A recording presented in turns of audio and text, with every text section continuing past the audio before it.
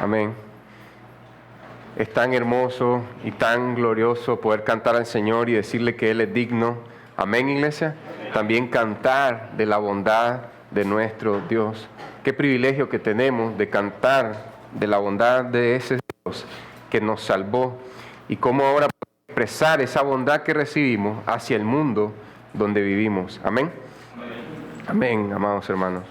Bueno, iglesia, continuamos con nuestra serie del Sermón de la Llanura. Hoy tendremos solamente 2 versículos, pero son 2 versículos muy profundos que se han malinterpretado muchas veces. Y yo quiero que nos vayamos preparando para este tiempo, recordándote este punto de partida, que hemos recibido una misericordia vertical que viene desde los cielos y ahora la tenemos que entregar de manera horizontal. Y a medida que entregamos esa misericordia horizontal hacia el prójimo, hacia los demás, está manifestándose que hemos recibido y que estamos dando por gracia lo que por gracia recibimos. Y es como dice Jesús, lo vimos en la prédica anterior, para que sean reconocidos como hijos de Dios el Altísimo. Amén. Para que sean reconocidos como hijos del Altísimo. Te voy a pedir que inclines tu rostro primeramente, vamos a orar. Ten ahí a manos los 2 versículos. Inclinemos nuestros rostros y elevemos nuestros corazones en oración a nuestro Dios. Señor y Dios, gracias, Señor, porque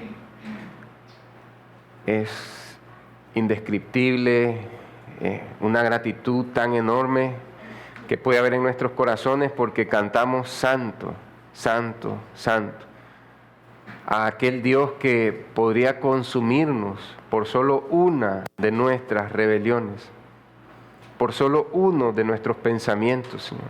Aun cuando al mundo o al hombre natural no le parezca justo, es justo porque tú eres limpio, sin maldad, lleno de amor, de santidad.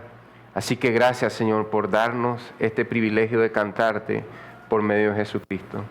Señor, gracias por darnos cómo tenemos que tratar a nuestros enemigos, cómo tenemos que tratar a aquellos que nos desean el mal, Señor.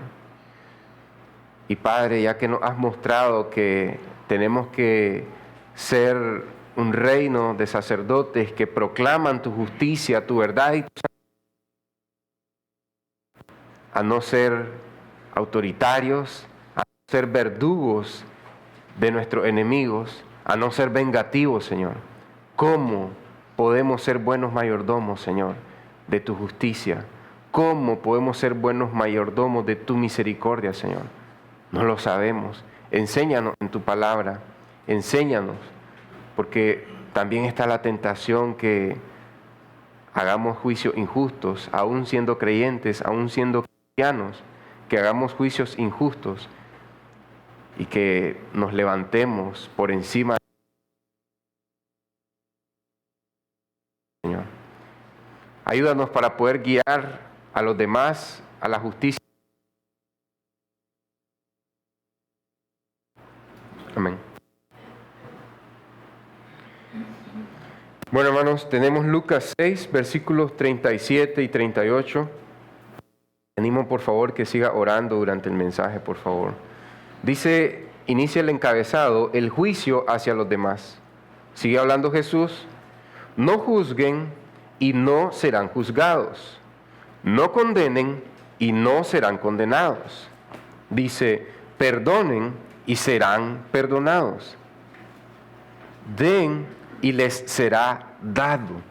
Medida buena, apretada, remecida y rebosante, vaciarán en sus regazos.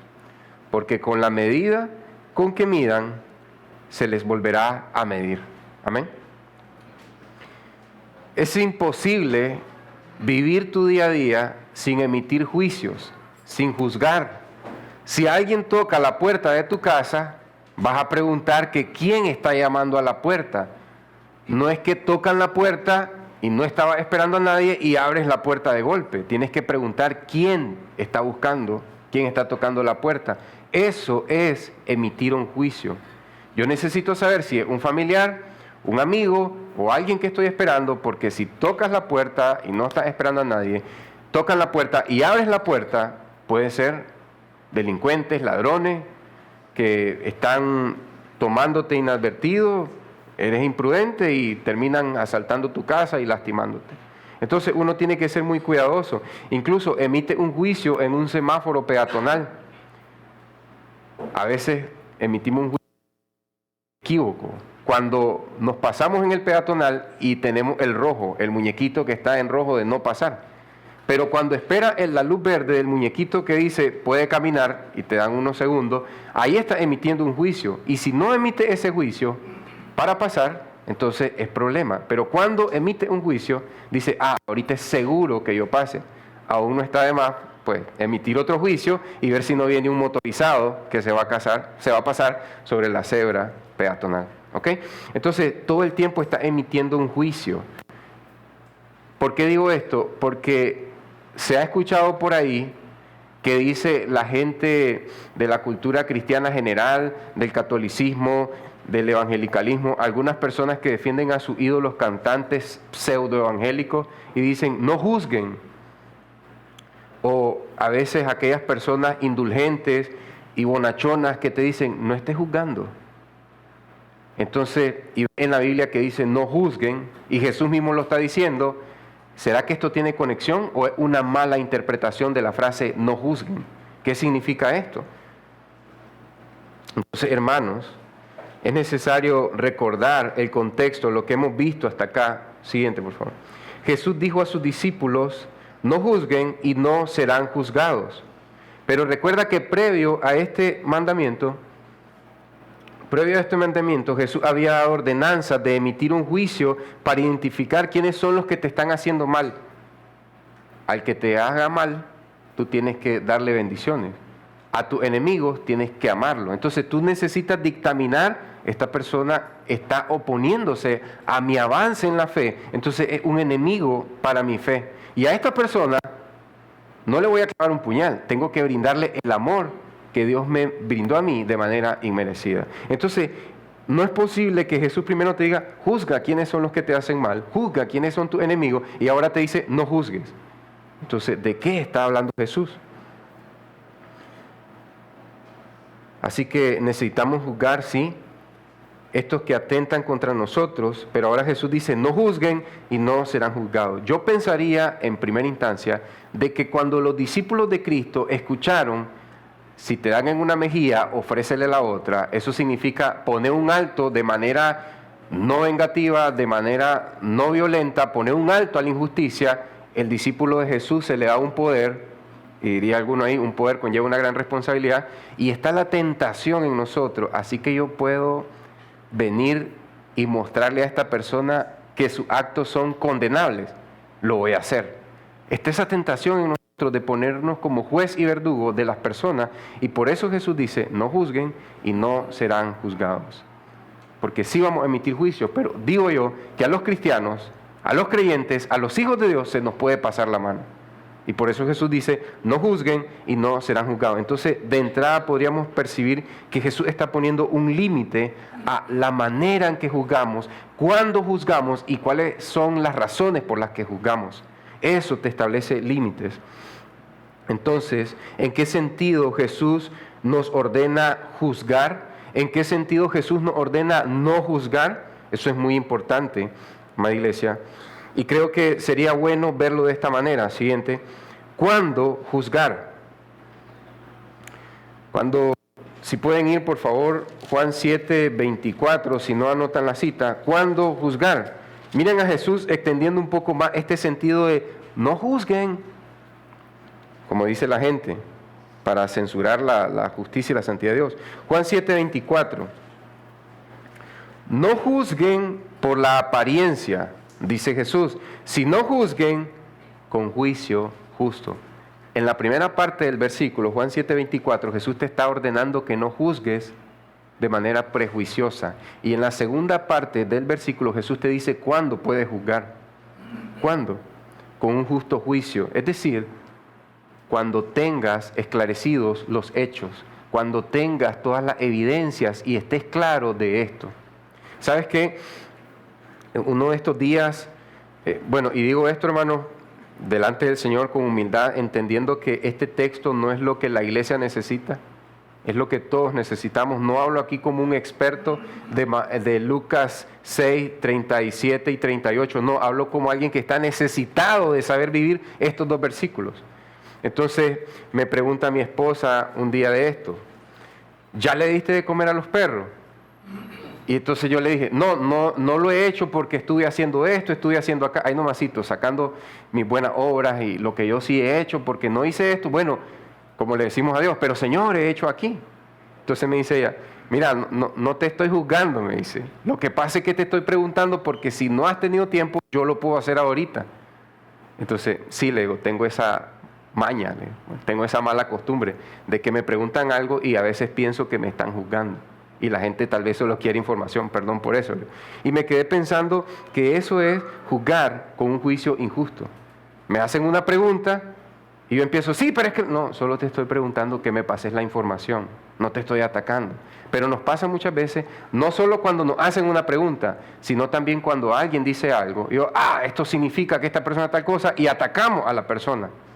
Pero Jesús dice, no juzguen de manera prejuiciosa, juzguen con justo juicio. Ve, hermanos, no sé si cada uno de ustedes puede buscar ejemplos en sus mentes donde le han hecho preguntas y ustedes se defienden y no, tranquilo, solo quería saber porque quiero ayudar en esto. Y uno queda como... Yo me sentí humillado delante de mi esposa y decía, qué horrible, esto es lo opuesto que dice Jesús en Juan 7:24, o sea, juzgar según la apariencia. Aparentemente mi esposa está molesta porque no le di de comer a los perritos y entonces...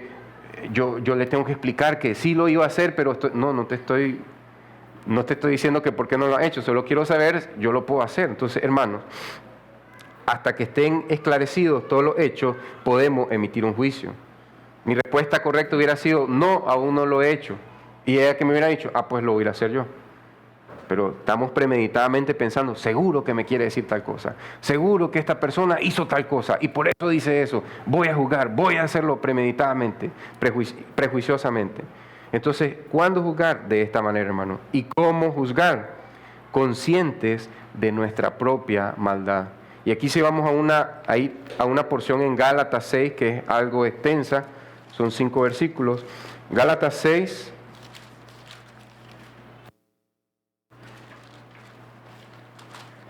del 1 al 5, y solo para mencionar, el versículo 25 de Gálatas 5 dice, o sea, anterior a esto, dice que nosotros tenemos que andar por el Espíritu.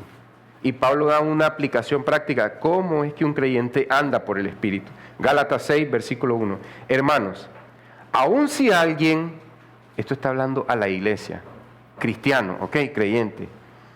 No meramente en tu familia extendida, tu vecindario, tu trabajo, no, en la iglesia, en la congregación de los santos.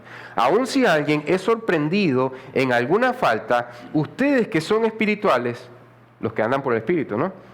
Restáurenlo en un espíritu de mansedumbre, mirándote a ti mismo, no seas que tú también seas tentado. Es decir, cuando yo me acerco a mi hermano para hacerle ver una falta, tengo que entender, si yo no estoy haciendo esto mismo, es solo por la gracia de Dios en mi vida.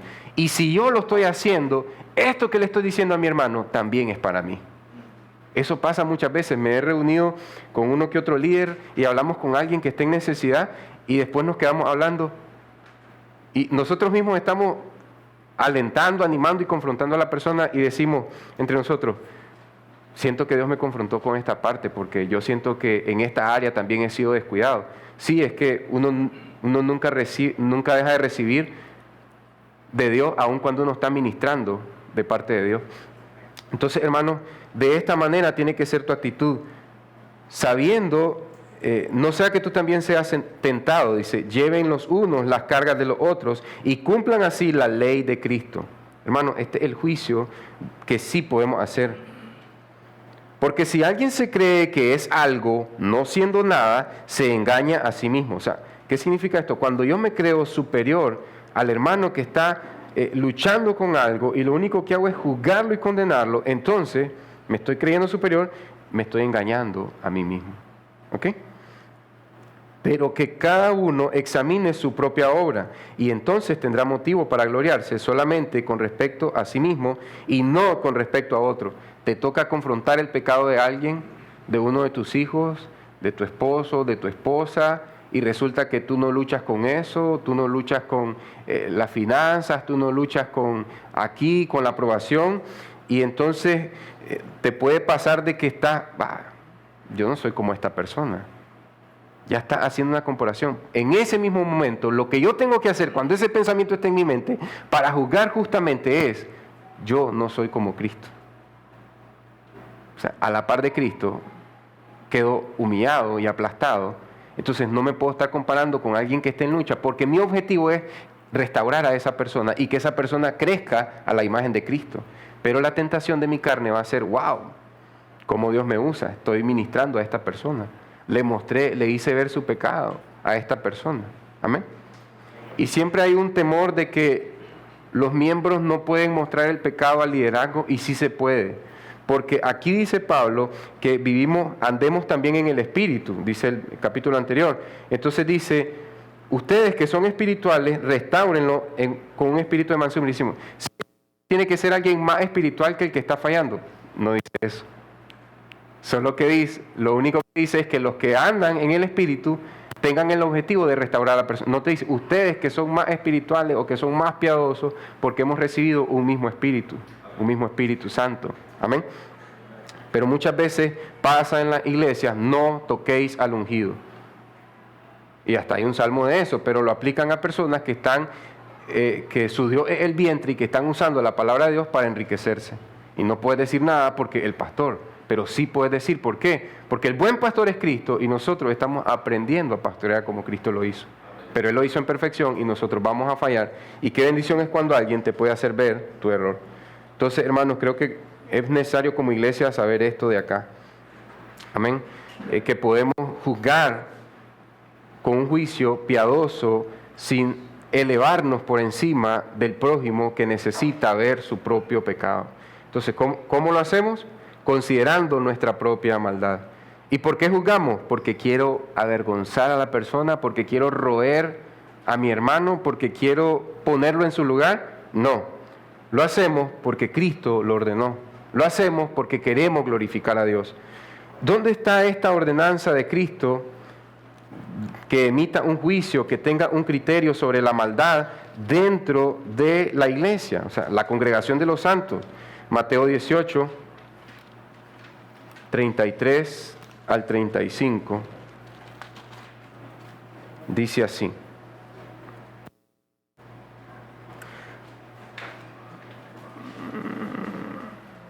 Perdón.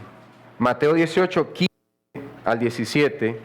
Si tu hermano peca, o sea, te tenés que dar cuenta, entonces va a hacer un juicio. Esto es un pecado. Si tu hermano peca, ve y repréndelo a solas. ¿Se acuerdan eso de, no es cuestión, ya viste lo que hizo fulano? ¿Ya viste lo que hizo la fulana? No. Mira, vi que hiciste esto. Fulano, fulana. Entonces, si tu hermano peca, dice Jesús, ve y repréndelo a solas. Está emitiendo un juicio. Si te escucha, has ganado a tu hermano. El propósito es la restauración, el crecimiento espiritual. No es destrozar a la persona, no es hacer leña del árbol caído, como dice el mundo. Dice el 16, pero si no te escucha, entonces el juicio sigue. Lleva contigo a 1 o 2 testigos más, para que toda palabra sea confirmada por boca de 2 o 3 testigos.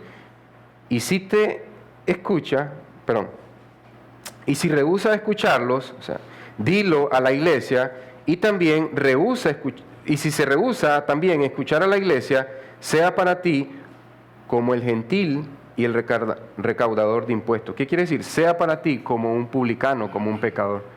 Entonces hay un proceso de emitir juicio, y si la persona resiste el juicio de Dios a través de los hermanos que quieren su restauración, entonces el trabajo de nosotros es hablar con los líderes. Ni con los líderes hace caso a esta persona, entonces la iglesia tiene que escuchar, esta persona ha estado en este proceso y no ha querido doblegar su corazón ante el Señor, entonces hay un juicio que se emite. Pero ¿cuál era el propósito inicial?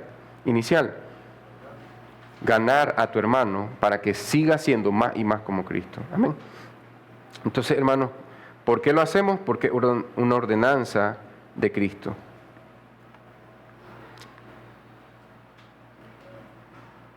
No juzgues con suposiciones, dice el punto número 1, sino con evidencias. Es lo que dice Juan 7:24. Y con mansedumbre, porque yo puedo tener evidencias, pero ahora me levanto contra mi hermano. No, con mansedumbre. Juzga con evidencias y con mansedumbre. Para la gloria de Dios, no pierdas de vista la gloria de Dios. Para la gloria de Dios, y no lo hagas con sed de venganza. Pero para la gloria de Dios y para propiciar vida rebosante en Cristo. Este es el propósito, la restauración, ganar a tu hermano. No es lo que yo no quiero es que reciba un escarmiento para que no lo vuelva a hacer porque me enoja cuando lo hace. No, para propiciar vida rebosante en Cristo. Entonces Jesús dice, no condenen y no serán condenados. Entonces, hermanos, ¿a qué se refiere esto? No juzguen y no serán juzgados, no condenen y no serán condenados. Está hablando del prejuicio condenatorio que a veces hacemos nosotros sobre los demás. Pero pasa algo, hermanos, pasa algo. Que la gente dice que si vos estás juzgando a los demás, que a veces claro, se nos pasa la mano. Si a veces estás condenando algunas malas acciones conforme a la palabra de Dios, te dicen, no juzgues, si no Dios te va a condenar, te va a juzgar.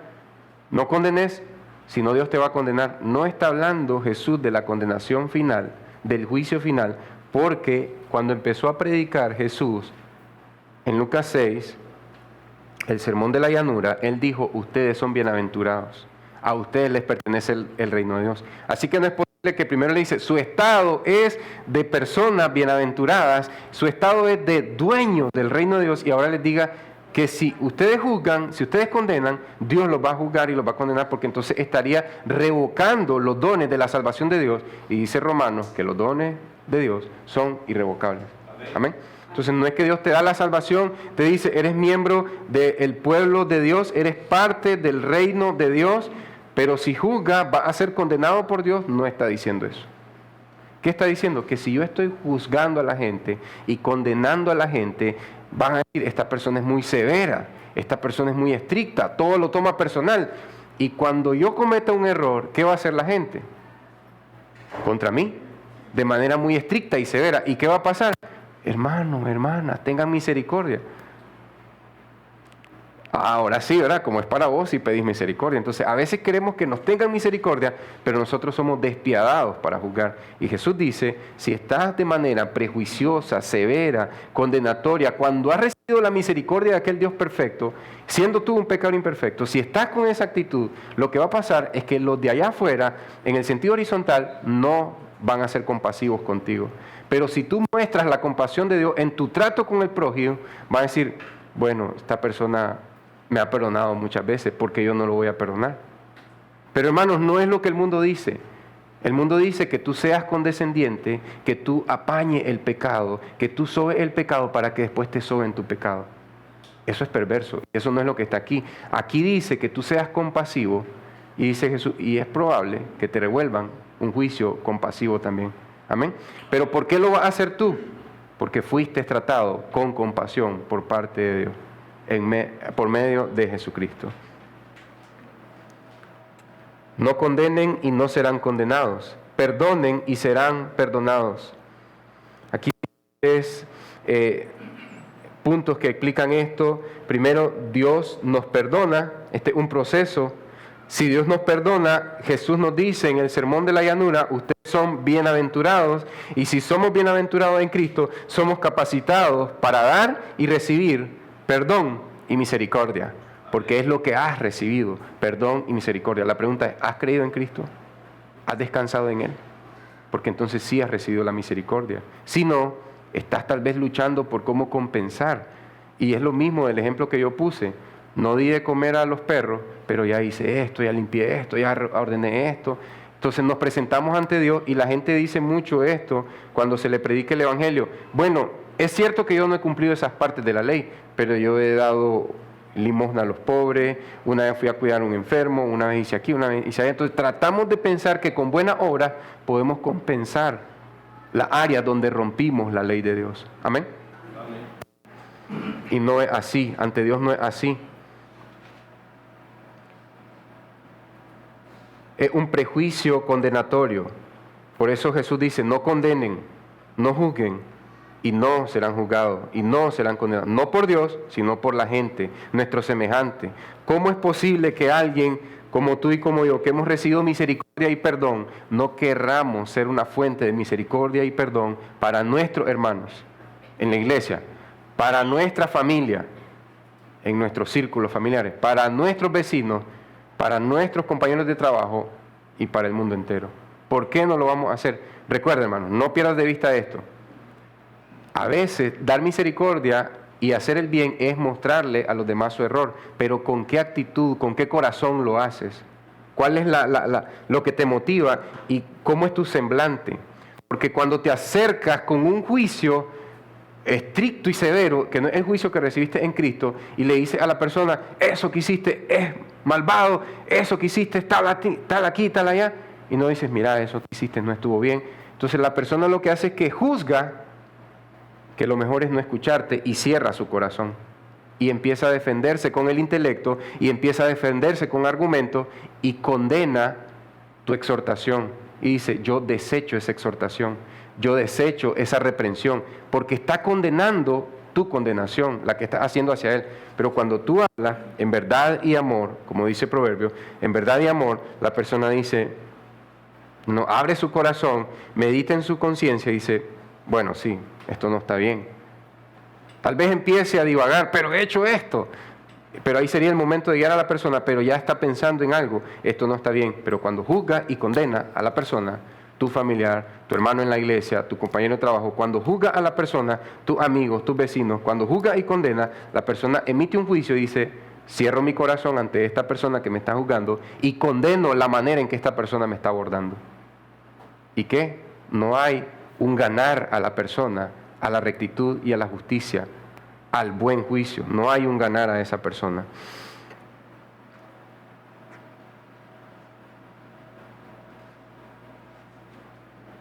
Perdonen y serán perdonados. A medida que yo imparta perdón a las personas también me perdonarán a mí. Hermanos, no estamos hablando de codazos, de tropezones, de botar un fresco y chorrear a alguien, de algo que no te fijaste y pasó un error, un accidente. No, estamos hablando de ofensas que dañan y lastiman a las personas. Entonces dice acá, perdonen y serán perdonados. ¿Ok? Un asunto es la disculpa. Discúlpame, no te miré. Eso es una disculpa, un error humano. Pero aquí estamos hablando del error que va contra la ley de Dios, que es un pecado. Es errar al blanco. No dio, tu flecha no dio en el centro de la diana, en el centro del blanco, no dio, falló. Y ese pecado es contra Dios y es contra tu prójimo. Ahí vas a querer recibir perdón. Pero ¿cómo vas a recibir perdón si no perdonas a los que han pecado contra ti? Amén.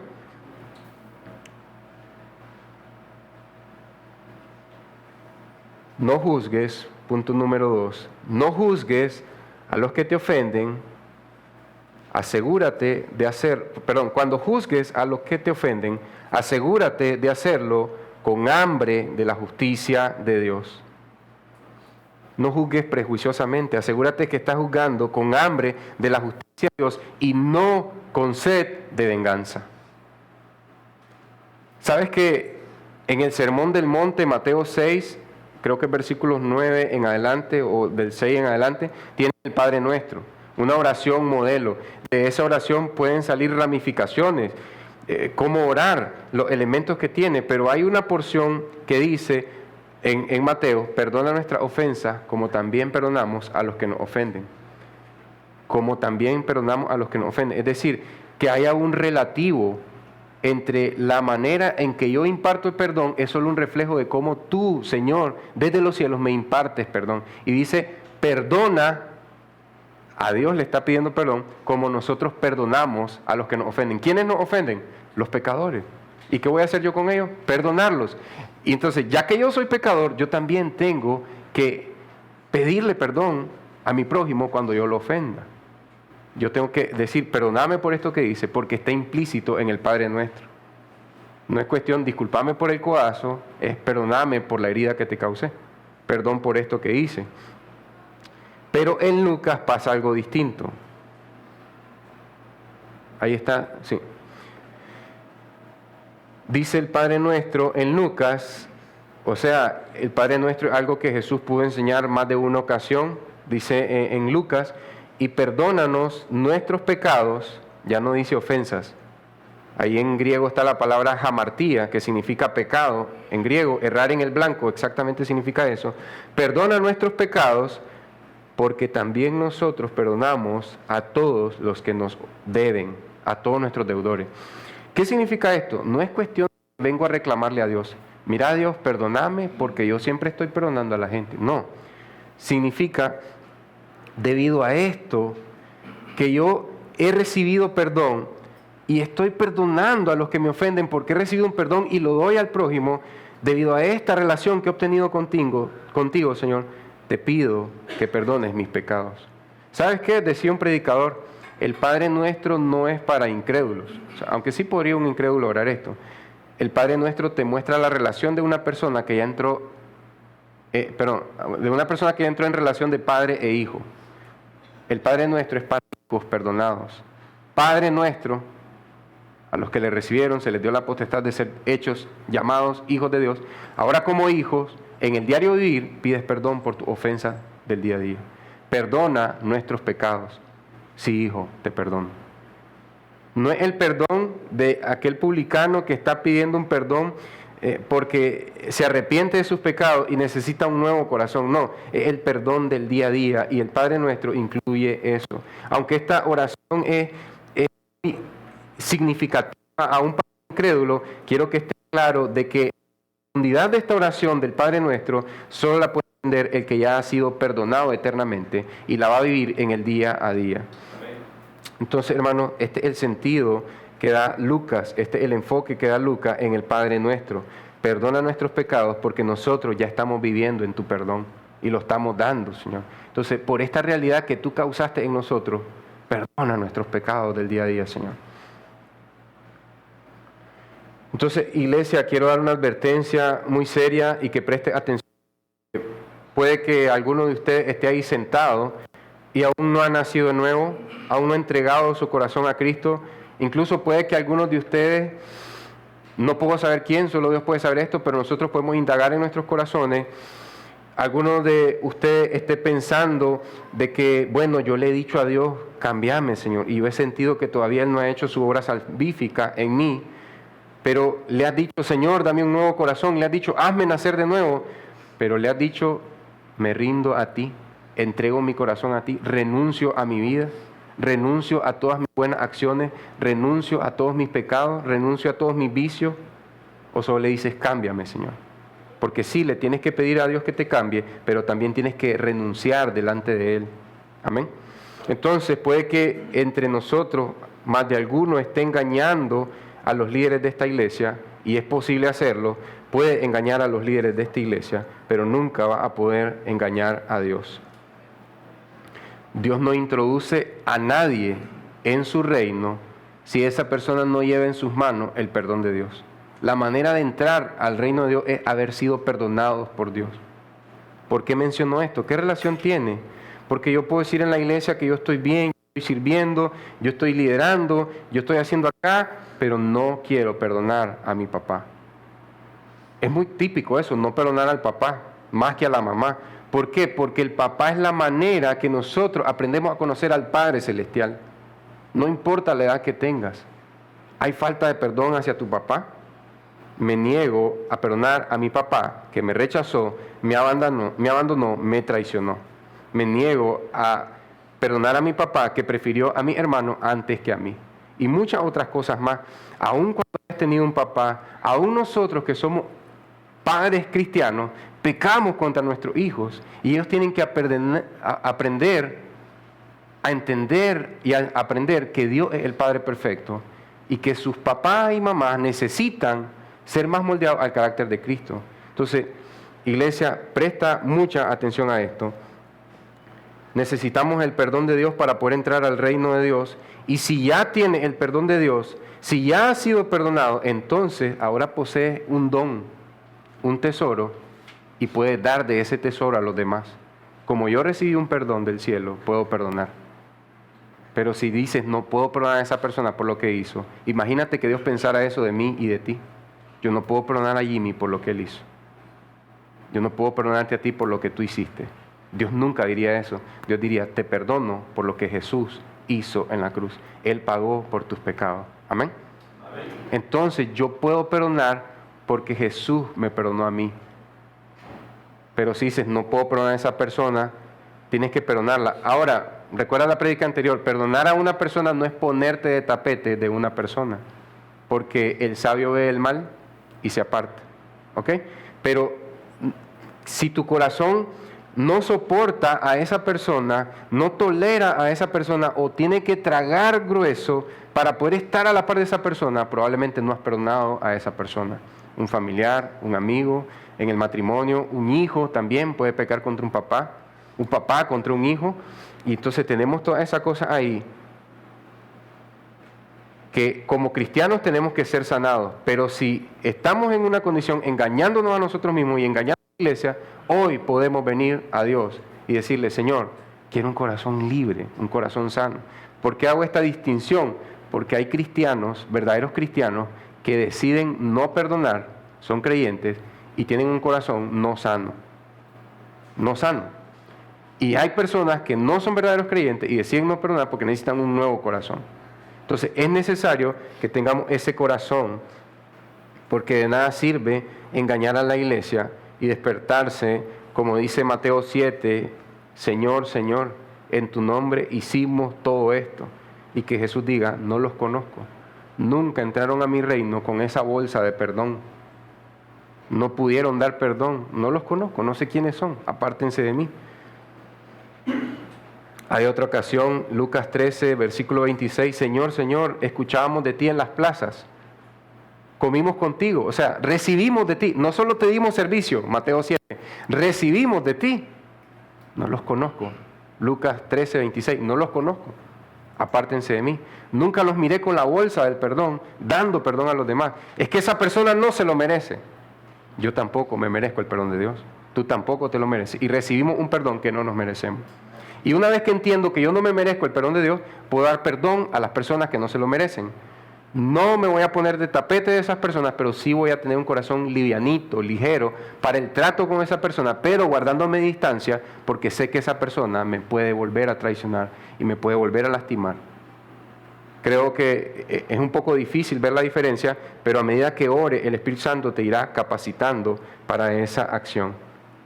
Entonces, hermano, no viva un engaño. Si eres creyente, no tengas tu corazón enfermo, no sano, con falta de perdón. Y si no has nacido de nuevo, no tiene chiste que nos engañes a nosotros, que engañes a tus hermanos, si no has recibido el perdón de Dios. No ganas nada con eso. Porque si nos damos cuenta que eres un pecador, sorpresa, nosotros también somos. ¿Qué vas a recibir? El mundo busca siempre mantener una fachada, una apariencia. Para vender un carro lo que necesita es llantas brillantes y pintura brillante. No importa que el motor no sirva.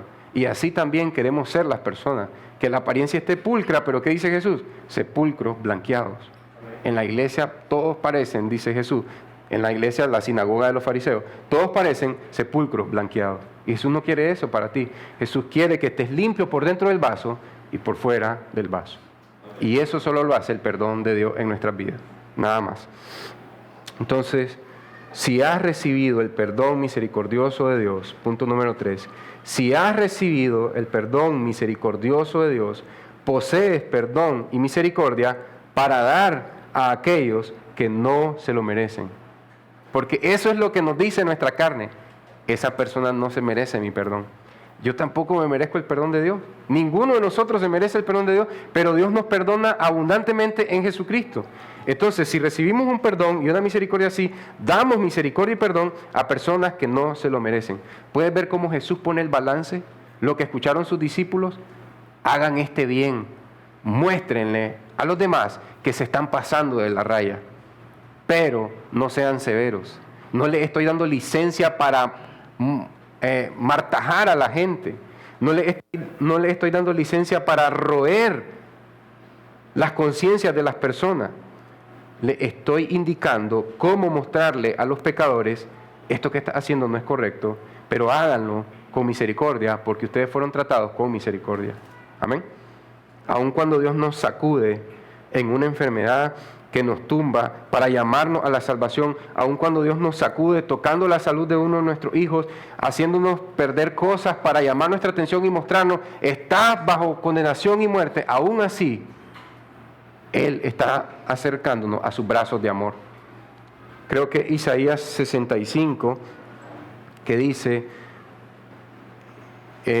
Dios está hablando de su pueblo, dice: todos los días extendí mis brazos a un pueblo rebelde, pero no quisieron venir a mí. Aquí estoy, le dije a un pueblo que no quiso venir a mí. O sea, ese es el corazón de Dios, extendiendo sus brazos para el pecado. Entonces, así nos recibe el Señor.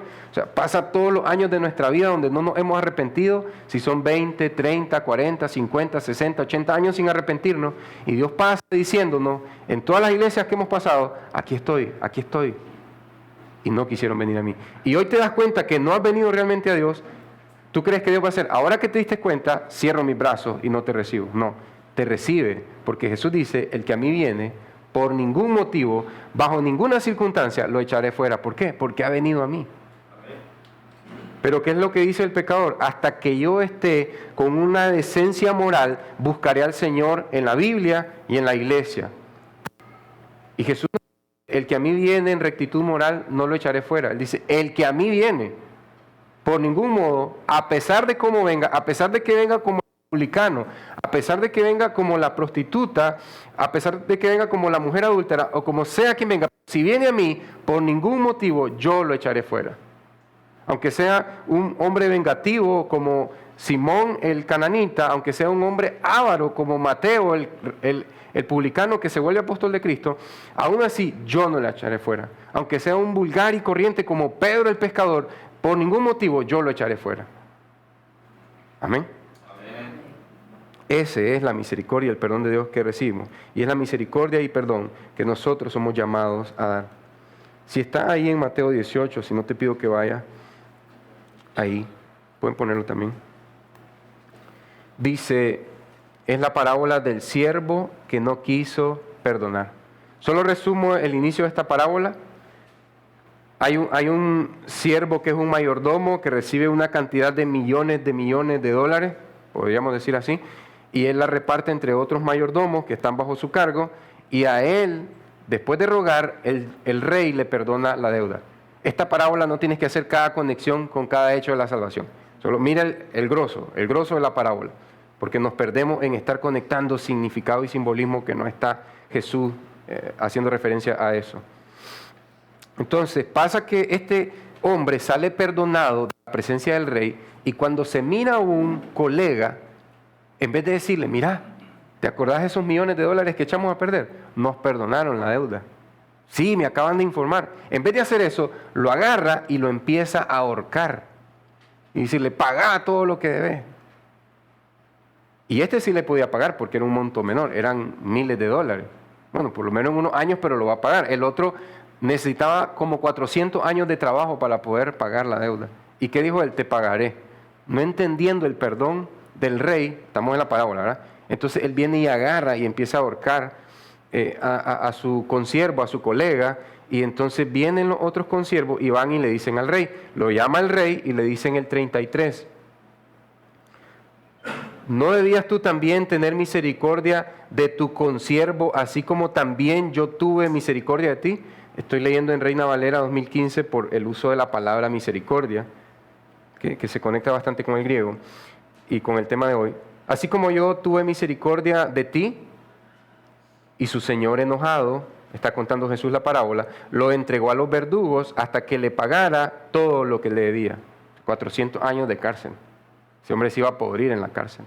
¿Por qué? Porque el rey se sintió indignado de que recibió una bolsa de perdón, se le ofreció, mejor dicho, porque no lo tomó, se le ofreció una bolsa de perdón y él la rechazó y empezó a emitir juicio contra los demás. Y dice Jesús: también hará así con ustedes mi Padre Celestial si no perdonan de corazón, cada uno a su hermano. Este perdón tiene que estar en la iglesia. Empezando por la iglesia, pero llevándola a todas nuestras relaciones interpersonales. Tal vez personas que ya no están vivas, pero decir en oración, Señor, yo perdono a esta persona porque en vida me hizo mucho mal. Yo recuerdo que tenía un vecino, ya falleció, teníamos nosotros 10, 12 años, y cuando andábamos con las tiradoras y buscando cosas, agarraba un perro pitbull con una cadena y nos perseguía en la calle trasera, donde no miraban los vecinos ni mi abuela, nos seguía con el perro porque andábamos jugando y haciendo bulla.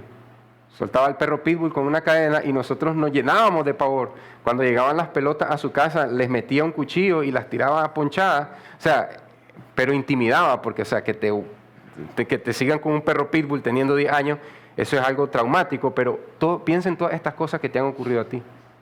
Es necesario perdonar esas cosas para tener un corazón liviano, aun cuando la persona no exista, aun cuando Dios te diga, ya viste ese mal, sé sabio y apártate de ese mal, pero no te vayas sin perdonar, porque tu corazón tiene que estar sano. Entonces dice Jesús, así hará mi Padre con aquellos que menosprecian la bolsa de perdón. Dios la ofrece, y yo digo, no me gustan los términos de Dios, no me gusta el evangelio del perdón y la misericordia. Ok, creo que soy perdonado, pero voy a impartir juicio. Estás rechazando la bolsa de perdón. No es que Dios te dé el perdón y después te lo quitó, no, la rechazaste. Entonces no nos muramos así, hermanos, sin perdonar a las personas.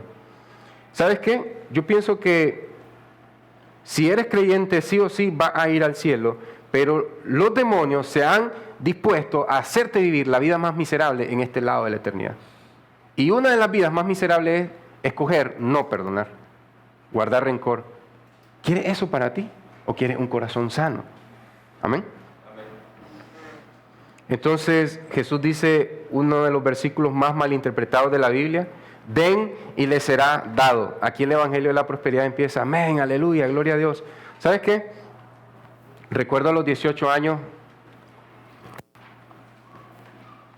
cuando era un pagano incrédulo, que levantaba mis manos en la iglesia y cantaba a Dios con un corazón endurecido, escuchar este versículo, Lucas 6:38, y que el pastor estaba predicando, den y les será dado, medida buena, apretada, remecida y rebosante, vaciarán en sus regazos. Tomó solo este texto, donde es el sermón de la llanura y está hablando del perdón y la misericordia, y lo usó para decir de que si los miembros de la iglesia traían cosas al altar, Dios después les iba a pagar con un saco, con un costal de grano o una medida apretada, remecida, y hasta hacía la ilustración, como cuando agarran una pana y la sacuden para que alcancen más grano. Así va a ser Dios si usted trae aquí galones de aceite, latas de sardina, latas de maíz, de atún, y trae todas estas cosas. ¿Sabes qué era ese servicio? Unas fiestas de las cosechas.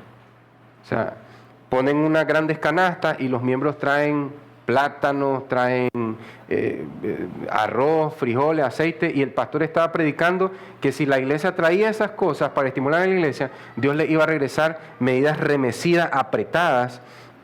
Pero ¿de qué está hablando aquí Jesús? ¿Está hablando esto para que los líderes de la iglesia pidan a la iglesia y dejen a la iglesia sin comer para ellos tener abundancia? Pero solo usar este texto de esa manera alimenta la avaricia en nuestros corazones. Mira el título de ahí arriba, vivir para dar y no para estar recibiendo. Eso es importante, tú tienes que vivir para dar y no para estar recibiendo. Pero hay unos que se han comprometido a vivir su cristianismo para recibir. Pero si tú das para recibir, vas a dar para perder. Por el cuidado que Dios tiene de su reino. Amén. Entonces, no vivas para recibir porque vas a perder. Vive para dar. Entonces, cuando Jesús está hablando de den y les será dado, medida buena, yo te quiero poner a pensar, pensemos junto a esto, digamos que sí, tenemos que expresar la misericordia con provisión material, con servicio y con amor hacia los demás. Ok. Entonces yo digo, bueno, yo voy a tener provisión material y voy a dar al necesitado. Está bien, la Biblia dice que al menesteroso. Jesús dice, cuando des tu limosna, no hagas bulla, no hagas una pancarta, di tanto a los pobres, o un video, aquí está, estoy dando esto, mira, no hagas sonar trompeta, dice Jesús. Jesús está esperando que des limosna, dice, hazlo en secreto, ok, pero ¿qué pasa? Y ay, yo di tanto en limosna, di ofrenda en la iglesia, compré una ropa para ese niño y ahora estoy sin zapatos. ¿Cómo es que Dios no me resolvió esta situación? ¿Qué es lo que pasa? Tienes malas motivaciones, o digamos, te dispones a dar misericordia a alguien y después esa persona te paga mal. Y eso es el absurdo para que miremos el corazón humano. Y estoy tratando bien a esta persona y me devuelve mal. ¿Qué está pasando, Señor? Dice, no dice aquí tu palabra que si yo doy medida, que si yo doy, me darán medida buena. Si te dice la Biblia que vas a recibir medida buena, la pregunta es, ¿piensas que vas a recibir la medida buena siempre aquí en este mundo? ¿O que la medida buena se recibe siempre, sí o sí, en un mundo perfecto? Porque en ocasiones vas a recibir medida buena en este mundo. ¿Ves? Yo di el paso de fe y di esto, ayudé esto a unos necesitados, ofrendé esto en la iglesia y Dios me recompensó. Pero no siempre va a pasar así, porque estamos en un mundo caído. Pero lo que Dios no te recompensa en esta tierra, si eres creyente, te lo recompensará en la tierra venidera, en la era venidera. Amén. Porque a veces no va a funcionar, no hay una garantía de que va a pasar así, porque puedes ver a muchos cristianos sacrificando por Cristo y pierden su vida en el Coliseo, o pierden su vida en la cruz, como Pedro, como Esteban fue apedreado y un montón así. Entonces, aunque ellos sacrifican su vida, no reciben la recompensa aquí, pero Esteban dijo, veo al Señor en su trono, veo a Jesucristo sentado en su trono, y empieza a recibir las recompensas celestiales. Amén.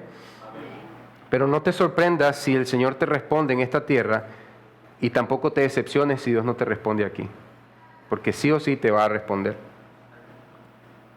Entonces, iglesia, hay una misericordia prometida cuando yo sirva, cuando yo dé bienes a los que están en necesidad, pero yo no tengo que estar esperando, ¿y cuándo me va a dar Dios a mí? ¿Cuándo me va a devolver? ¿O por qué la gente, si yo los trato con misericordia, por qué me tratan mal, Señor? Tenés que activar esta misericordia que me prometiste, Señor. No, puede ser que la misericordia de lo que ha hecho, Dios te la va a dar cuando estés cara a cara con Él, en una recompensa que ojo no ha visto, ni oído ha oído. Eso es lo que está preparado para los que aman al Señor, y eso es lo que recibirán. Creo que es Pablo hablando a los Corintios. Entonces, das misericordia, vas a recibir misericordia en esta vida o en la venidera. ¿Por qué digo esto? Porque hoy en día hay personas, siguiente, hoy en día la gente cree que si son indulgentes y condescendientes con el pecado ajeno, entonces Dios los tratará como un abuelito bonachón. Por eso es que la gente dice, no juzguen, no hay que condenar. Entonces, uno dice, bueno, sí, no tengo que juzgar, no tengo que condenar, y entonces Dios va a cerrar sus ojos cuando mire mi pecado. La Biblia no habla de eso. Hoy en día la gente cree que si es indulgente y condescendiente con el pecado de los demás, Dios va a ser como un abuelito bonachón que ignorará nuestras faltas, pero eso no es así. Lo cierto es que este llamado de no juzgar para no ser juzgado, no condenar para no ser condenado, es un llamado a discípulos salvos que ya recibieron misericordia eterna para que ahora repartan esa misericordia, ya sea en provisión material, ya sea en servicio, ya sea diciéndole a las personas, eso que hiciste no le agrada a Dios, pero con mansedumbre, con paciencia. Entonces dice después el versículo, tened cuidado, dice la gente, con la misma vara que mide va a ser remedido. Tened cuidado, te dice. Pero pareciera que hay varias puertas donde Dios puede juzgar a los hombres y mujeres de este mundo, pero solo hay una puerta que es Cristo. ¿Por qué vara de medir me va a medir Dios? La vara de medir de su santidad. Eso está en Ezequiel, en Isaías. Dice que Dios saca su vara de medir y mide a su pueblo y el pueblo sale reprobado. Él siempre, sí o sí, siempre nos va a medir con su santidad. Mira, aquí está mi santidad y vos estás por debajo. A todos nos va a decir eso. Entonces, no es cuestión de que si yo soy indulgente y permisivo con el pecado ajeno, entonces Dios va a decir, sí, mucho perdona y se hace la vista gorda con el pecado, entonces yo me voy a hacer la vista gorda con el pecado de esta persona. No, siempre Dios nos está midiendo con la vara de medir de la santidad. Pero ¿qué implica esta frase para un creyente? Con la misma medida con que midan, se les volverá a medir. Recuerden que Dios los va a medir con su santidad y con la justicia de Cristo. Entonces, esto hace un eco. Medir, ser medidos con la justicia de Cristo. Sí, recibiste la justicia de Cristo. Si ya recibiste por gracia la justicia de Cristo, ¿cómo es posible que vayas a ser tan severo y escarnecedor con los que te ofenden? Yo no soy así. ¿Qué tal de tu papá? Esa figura paterna que en el contexto nicaragüense abandona mucho. Pero mi papá siempre estuvo en la casa, sentado en una silla leyendo su periódico, y nunca te dijo, Proverbios 23 o 26, hijo mío, dame tu corazón. Papás presentes pero ausentes. Eso también es un papá que ha pecado. Papás presentes pero pasivos. Mi papá nunca se metió con nadie. Mi mamá se encargaba de todo, le daba el dinero y se sentaba en una esquina, leía su periódico y ahí está. Papá ausente, presente. Papá ausente, pasivo, a pesar de que está ahí en casa. Porque uno dice, no, yo no tengo nada que perdonar a mi papá porque mi papá nunca me abandonó. Y siempre estuvo ahí para mí, para la escuela, para los zapatos, para la comida. Te dijo, hijo mío, dame tu corazón. Ese es el amor del Padre, pedir nuestros corazones. No, nunca lo hizo. Ahora tiene un Padre perfecto que sí lo hizo. Y por ese Padre perfecto, es como cuando un niño recibe algo grandioso y el niño dice, mira, aquí, ¿querés esto también? No, dice, porque el niño tiene algo grandioso. Entonces, si has recibido un papá perfecto, celestial, de los cielos, para siempre, no importa lo que hizo mi papá, porque en Cristo yo fui sanado de mis heridas, de mi falta de perdón. ¿Por qué? Dice la palabra de Dios, por las heridas de Cristo, por sus llagas, nosotros fuimos sanados. No solo es la enfermedad física, no solo es la enfermedad de mis rebeliones contra la ley de Dios, es la falta de perdón. Con las heridas de Cristo puedo sanar mis faltas de perdón en mi corazón y tener un corazón livianito, un corazón sano para poder vivir esto que aquí dice. Entonces recuerda, iglesia, si has visto un Padre bello, amoroso, celestial, que te espera en los cielos, que mandó al Hijo unigénito para anunciarte que allá van a ser moradas para tener comunión contigo, no hay problema que aquí hayamos tenido un papá imperfecto, un papá débil, ¿ok? No hay problema con eso porque has recibido un super papá eterno, celestial, perfecto. Entonces eso, haber recibido un padre así, si yo he recibido un padre tan perfecto, siendo un hijo tan imperfecto para mi papá terrenal y para Dios en los cielos, ¿cómo yo no voy a perdonar a este viejo? Claro que lo voy a perdonar, claro que lo voy a perdonar. Y es que pasa algo, hermano, si no perdonas a esa figura paterna que refleja el carácter paterno de Dios, vas a seguir malentendiendo a Dios. Y cuando veas jefes en tu trabajo, que son figuras de autoridad, ese enojo contra tu papá lo vas a transferir a tus jefes. Y cuando veas líderes en la iglesia, vas a transferir tu enojo contra los líderes de la iglesia. Pero Jesús quiere que su iglesia sea una iglesia rebosante de gente que recibe perdón y sabe perdonar. Sé que es un tema tenso, pero podemos abordar en la semana y pedirle al Señor, muéstrame, Señor, muéstrame, porque yo ya he creído en ti, pero quiero un corazón sano y livianito.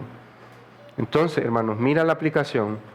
Volvemos a Gálatas 6, 1 al 5, ya no lo vamos a leer, que cuando vayamos a ministrar o a poner en nuestras manos el pecado ajeno, lo hagamos sabiendo que si no estoy haciendo eso es por la gracia de Dios y que yo estoy luchando con eso. Porque a veces pasa eso, la gente te dice, no hables, que vos no tenés autoridad moral para decirme eso. Yo no hablo aquí desde un grado de perfección, yo hablo aquí porque la palabra de Dios dice lo que yo tengo que decir. Y cuando yo leo esto, no es para aplastar sus corazones. Dios termina aplastando todos nuestros corazones, pero nos da esperanza en Cristo, no nos deja ahí aplastados. Y el falso juicio solo te deja aplastado y humillado, pero el juicio de Dios te aplasta y luego te levanta. ¿Amén? Dice la Biblia, ¿no? El que se humille será exaltado. Pero el que no quiere ser aplastado por Dios, al final de sus días va a ser humillado por Dios. Entonces, hermanos, reflexionen esto, por favor. Es más, reflexionemos juntos en esto. Recuerda lo que te dije al inicio. No estoy aquí como alguien que ya sabe vivir perfectamente estos dos versículos. Alguien que necesita aprender a vivir realmente estos versículos. Dios en su misericordia nos muestra el mal de nuestro propio corazón para que seamos libres. Ese es el paso 1. Dios en su misericordia nos muestra nuestro propio mal, nuestro propio pecado, de nuestro propio corazón, para que seamos libres en Cristo, libres en Él. Ahora Dios nos otorga su perdón debido a que Él hizo un juicio condenatorio sobre su Hijo Jesucristo, nuestro Señor. O sea, ese juicio condenatorio sobre Cristo era para mí, pero lo recibe Cristo. Cristo sufrió en nuestro lugar. Yo tengo que estar recordando esto cuando yo voy a emitir un juicio a uno de ustedes, para poder ser de bendición para sus vidas. Y ustedes tienen que recordar esto para poder ser de bendición para todos nosotros. Y esa es la manera que la iglesia puede juzgar a los demás. ¿Amén, iglesia? Amén. Entonces vamos a orar y despedimos así el tiempo. Amado Padre Celestial, ciertamente tú eres nuestro Padre. Sabemos eso, Señor, pero también hemos visto que hemos sido descuidados con nuestros corazones. Quizás siempre estamos pendientes de criticar cómo hacen las cosas. A veces aplicamos un control de calidad al resto de la congregación, a nuestros hermanos, a la iglesia, a todo el servicio que se hace en la iglesia, Señor. Y eso solo muestra un corazón que no está sano, Señor. Queremos tener corazones sanos, no simplemente para ver crecer esta iglesia, sino para tu gloria, Señor. Porque necesitamos tener una salud espiritual rebosante, Señor, vibrante y vivificante, que pueda ser de bendición para nuestros hogares y para la iglesia, Señor. No queremos tener una fachada acá en la iglesia y otra en la casa, Señor. Sabemos que este es un momento solemne que no se compara a los devocionales de nuestros hogares, Señor. Pero no queremos ser personas fingidas e hipócritas, Señor. Ayúdanos a experimentar tu perdón para poder dar perdón a los demás, Señor. Te pedimos, Señor, que nos des capacidad para entender que tú estás esperando que emitamos juicio, Señor, pero que sea un juicio con mansedumbre, Señor. Así como Cristo, que no lapidó a la pecadora, sino que le declaró perdón.